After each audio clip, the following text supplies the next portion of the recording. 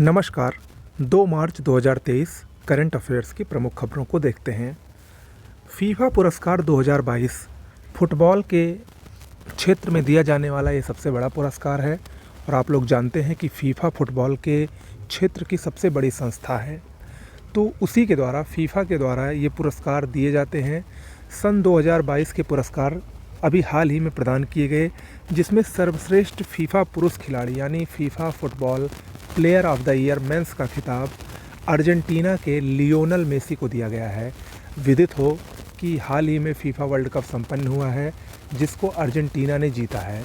ठीक है, अर्जेंटीना ने फ्रांस को हराकर फीफा वर्ल्ड कप 2022 का खिताब जीता है हाल ही में।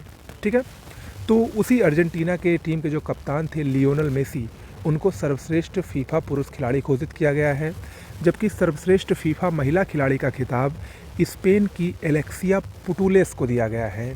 ओके, सर्वश्रेष्ठ पुरुष गोलकीपर का अवार्ड ये अर्जेंटीना के गोलकीपर एमिलियानो मार्टिनेज को मिला है, जबकि सर्वश्रेष्ठ महिला गोलकीपर का पुरस्कार इंग्लैंड की मैरी इयरप्स को मिला है। ठीक है, तो ये फीफा पुरस्कार से संबंधित कुछ महत्वपूर्ण जानकारियाँ थी, परीक्षा में आ सकती है। आगे बढ़ते हैं। जम्मू कश्मीर हाल ही में चर्चा में है क्योंकि इसने सर्वश्रेष्ठ साहसिक पर्यटन स्थल का पुरस्कार जीता है। जम्मू कश्मीर में एक स्थान है गुलमर्ग, बेसिकली गुलमर्ग ने ये अवार्ड जीता है साहसिक पर्यटन स्थल बनने के लिए। इंडिया टुडे टूरिज्म सर्वे द्वारा ये पुरस्कार प्रदान किया गया है, किसको? जम्मू कश्मीर को। ओके, अगला इरिजाद पिल्ली श्री कृष्ण मंदिर हाल ही में काफ़ी चर्चा में है। कहाँ पर ये मंदिर स्थित है? केरल के त्रिशूर जिले में ये मंदिर स्थित है। चर्चा में है, क्यों है? क्योंकि अनुष्ठान कर्तव्यों के लिए रोबोट हाथी का उपयोग करने वाला ये भारत का पहला मंदिर बन गया है।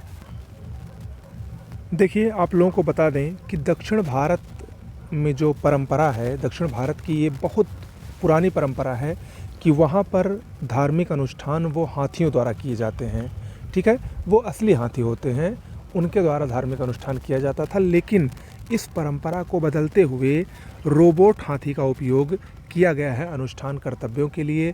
पेटा इंडिया, जो कि पशुओं की देखरेख के लिए बहुत ही पुरानी संस्था है, पेटा इंडिया ने ये कहा है कि केरल में जब ये अनुष्ठान होते थे तो उस दौरान जो हाथी होते थे उनको जंजीरों में जकड़ा जाता था, उनका बहुत ज़्यादा ध्यान नहीं रखा जाता था, इसीलिए असली हाथी की बजाय अब रोबोटिक हाथी का इस्तेमाल वहाँ पर किया गया है। और ये जो रोबोटिक हाथी है, इसका नाम इरिनजाद पिल्ली दिया गया है। ठीक है, इसका नाम ही है इरिनजाद पिल्ली। ओके, तो ये याद रखिएगा। अगला एयर इंडिया।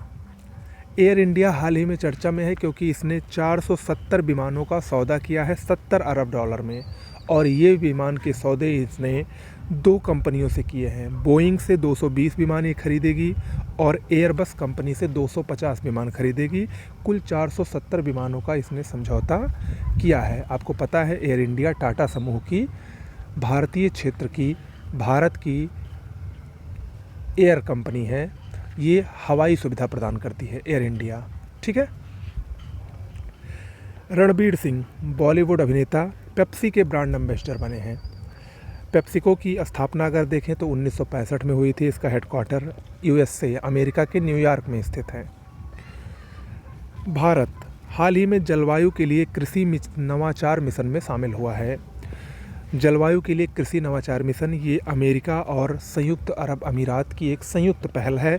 इसमें अब भारत भी शामिल हो गया है। इस मिशन का मुख्य उद्देश्य है स्मार्ट कृषि, नवीन कृषि प्रौद्योगिकी और खाद्य प्रणाली में निवेश बढ़ाना। ओके, अगला FATF हाल ही में चर्चा में है, financial action task force.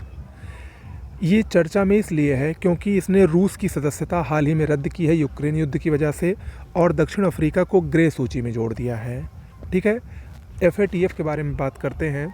FATF 1989 में G7 सदस्यों द्वारा स्थापित किया गया था। इसका हेडक्वार्टर फ्रांस की राजधानी पेरिस में है। भारत 2010 से इसका पूर्ण सदस्य है। FATF का मुख्य कार्य मनी लॉन्ड्रिंग और आतंकवाद के वित्त पोषण से लड़ना है और उसको रोकना है। और इसकी 2 सूचियाँ होती हैं, एक होती है ब्लैक सूची, एक होती है ग्रे सूची। ब्लैक सूची में वे देश शामिल किए जाते हैं जो वित्त पोषण, आतंकवाद और मनी लॉन्ड्रिंग के वित्त पोषण को काफ़ी ज़्यादा बढ़ावा देते हैं और वे अपने देश का इसको रोकने में सहयोग भी नहीं करते हैं। ठीक है। जबकि ग्रे सूची वो सूची होती है जो आतंकवाद और मनी लॉन्ड्रिंग का वित्त पोषण तो करते हैं, लेकिन वो अपने देश को इसको रोकने के लिए मदद भी करते रहते हैं। हाल ही में पाकिस्तान को FATF ने ग्रे सूची से बाहर किया है और दक्षिण अफ्रीका को ग्रे सूची में जोड़ा है। ठीक है, तो ये याद रखिएगा, बहुत ही महत्वपूर्ण है, परीक्षा में आ सकता है। तो आज के लिए इतना ही। कैसा लगा ज़रूर बताइएगा। नमस्कार।